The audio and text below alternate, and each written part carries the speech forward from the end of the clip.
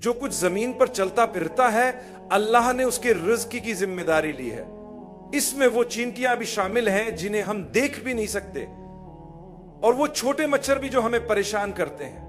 اگر ان کا رزق آپ کے خون میں لکھا ہے تو وہ ضرور اپنا حصہ لے کر رہیں گے، چاہے آپ کچھ بھی کر لیں۔ اللہ قرآن میں فرماتا ہے کہ وہ ہر مخلوق کی آمد اور روانگی کے مقام کو جانتا ہے، یعنی کہاں سے آئے گی اور کہاں جائے گی، سب اللہ کے علم میں ہے۔ ہماری پیدائش اور موت بھی اللہ نے پہلے سے مقرر کر دی ہے۔ ہمیں اللہ پر بھروسہ کرنا چاہیے۔ اللہ فرماتا ہے کہ وہ ہر مخلوق کو اس کے ضرورت کے مطابق رزق عطا کرے گا، لیکن ہمارا مسئلہ یہ ہے کہ ہماری ضرورت تو پوری ہو جاتی ہے مگر ہم اپنی ضرورت سے بڑھ کر چاہتے ہیں۔ ضرورت اور خواہش میں فرق ہوتا ہے۔ جو آپ چاہتے ہیں اللہ نے یہ وعدہ نہیں کیا کہ وہ آپ کو دے گا، لیکن جو آپ کو ضرورت ہے اللہ ضرور عطا کرے گا۔ تو آپ کو حقیقت میں کیا ضرورت ہے؟ آپ کو آسائشوں کی ضرورت نہیں ہے، آپ کو زیادہ کچھ نہیں چاہیے، شاید صرف زندہ رہنے کے لیے تھوڑا سا کھانا، اپنے آپ کو ڈھانپنے کے لیے کچھ کپڑے، اور ایک ایسی جگہ جہاں آپ سو سکیں، چاہے وہ جگہ کسی درخت کے نیچے ہی کیوں نہ ہو۔ اگر اللہ نے یہی آپ کے نصیب میں لکھا ہے تو وہ آپ کو یہ ضرور عطا کرے گا۔ لیکن جو آپ چاہتے ہیں اللہ فرماتا ہے کہ وہ آپ کو اتنا دے گا جتنا وہ چاہے گا۔ آپ محنت کریں، وہ پھر بھی عطا کرے گا، اور جانتے ہیں کیوں؟ تاکہ آپ کو دکھا سکے کہ وہ نہ صرف آپ کو آپ کی ضرورت سے زیادہ دے سکتا ہے بلکہ آپ کے حق سے بھی زیادہ عطا کر سکتا ہے۔ پھر یہ ایک آزمائش بن جاتی ہے کہ کیا آپ دوسروں کے ساتھ بانٹیں گے؟ کیا آپ دوسروں سے بات کریں گے؟ کیا آپ دوسروں کی مدد کریں گے؟ یہ مدد صرف مالی یا مادی طور پر نہیں ہوتی، بلکہ بعض اوقات کسی سے بات کرنا کسی کے لیے 1,000,000 پاؤنڈ سے زیادہ قیمتی ہو سکتا ہے، کیونکہ آپ نے ان سے بات کی، ان کی زندگی بدلی۔ لوگ کہتے ہیں آپ نے میری زندگی بدل دی۔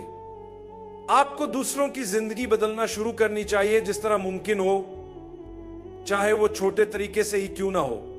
ہمیں دوسروں کی زندگیاں بدلنے کا آغاز اپنے ہی گھروں سے کرنا چاہیے۔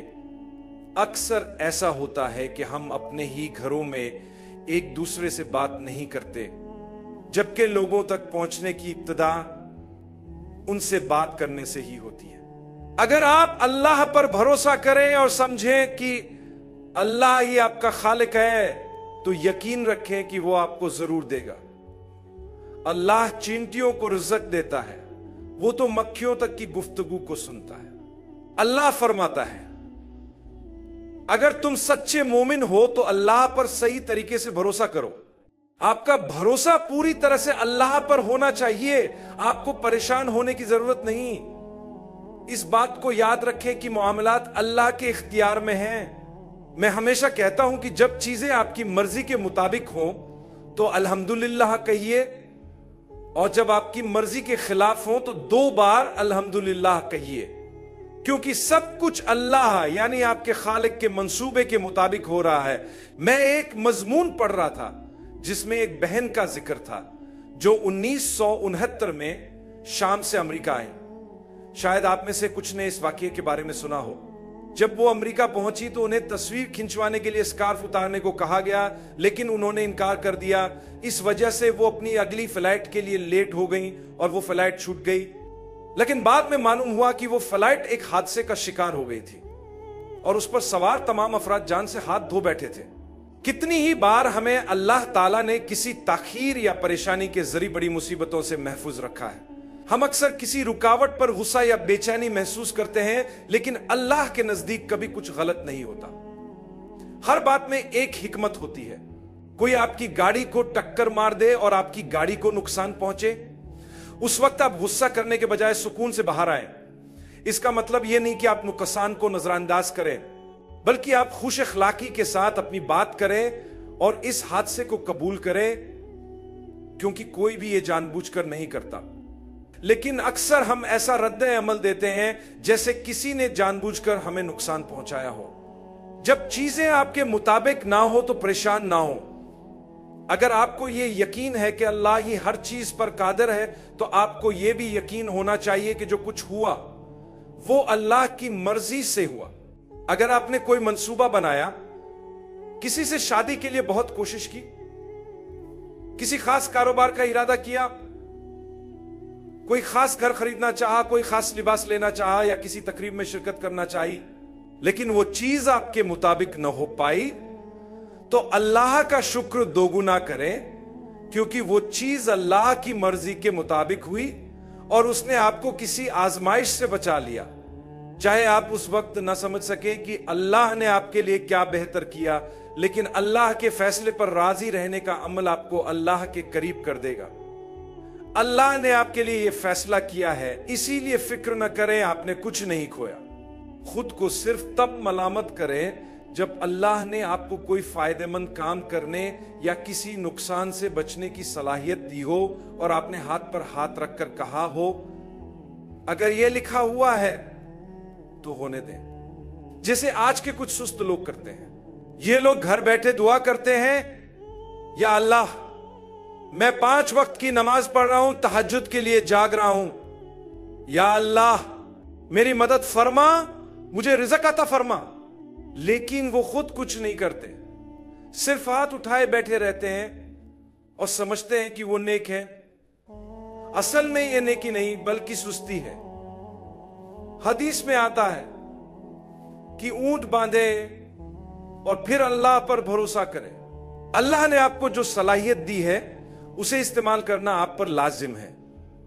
اگر آپ اپنی گاڑی کو کھلا چھوڑ دیں، اس میں پیسے اور دیگر قیمتی چیزیں نظر آنے دیں اور کہیں میں اللہ پر بھروسہ کرتا ہوں اور صرف وہ اللہ ہی میری گاڑی کی حفاظت کرے گا، تو جب آپ واپس آئیں گے گاڑی خالی ہوگی اور شاید خود گاڑی بھی چوری ہو چکی ہوگی۔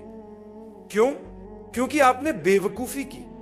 تو یہی وجہ ہے کہ ہم کہتے ہیں کہ جب اللہ نے آپ کو کسی کام کی صلاحیت دی ہے تو اسے کریں، اپنے دماغ کا استعمال کریں، اپنی توانائی لگائیں۔ اسی لیے حدیث میں فرمایا گیا ہے کہ ہمیشہ محنت کریں تاکہ وہ چیز حاصل کریں جو آپ کے لیے فائدہ مند ہو۔ آپ نے سنا محنت کریں تاکہ وہ چیز حاصل کریں جو آپ کے لیے فائدہ مند ہو، اور اللہ کی مدد مانگیں اور کبھی ہمت نہ ہاریں۔ اسے اللہ پر صحیح بھروسہ کہا جاتا ہے۔ میں نے اپنی گاڑی لاک کی، میں نے وہ سب کیا جو میں کر سکتا تھا، پھر بھی کسی نے شیشہ توڑ کر کچھ چرا لیا۔ ایسے میں کہتا ہوں الحمدللہ، شاید اللہ نے یہ نہیں چاہا کہ میں اس چیز کو استعمال کروں جو چیزیں میرے لیے بہتر نہیں تھی۔ تو یہ سب اللہ کی مدد ہے۔ اگر آپ ایمان رکھتے ہیں تو آپ یقیناً ہمیشہ خوش اور مطمئن رہیں گے۔ رسول اللہ نے فرمایا کہ ایک مومن کے معاملات حیرت انگیز ہیں۔ وہ حیرت انگیز کیوں ہیں؟ کیونکہ جب مومن کے حق میں کوئی بھلائی آتی ہے تو وہ خوش ہوتا ہے اور اللہ کا شکر ادا کرتا ہے۔ لیکن اللہ کا شکر کیسے ادا کیا جائے؟ صرف یہ کہنے سے نہیں کہ یا اللہ میں شکر گزار ہوں اور پھر دن رات اللہ کی نافرمانی کریں، بلکہ حقیقی شکر یہ ہے کہ اگر آپ نماز کو قائم کرتے ہیں، اللہ کے احکامات پر عمل کرنے کی بھرپور کوشش کرتے ہیں اور ممنوعات سے بچنے کی جدوجہد کرتے ہیں، تب یہ اللہ کا سچا شکر ہوگا۔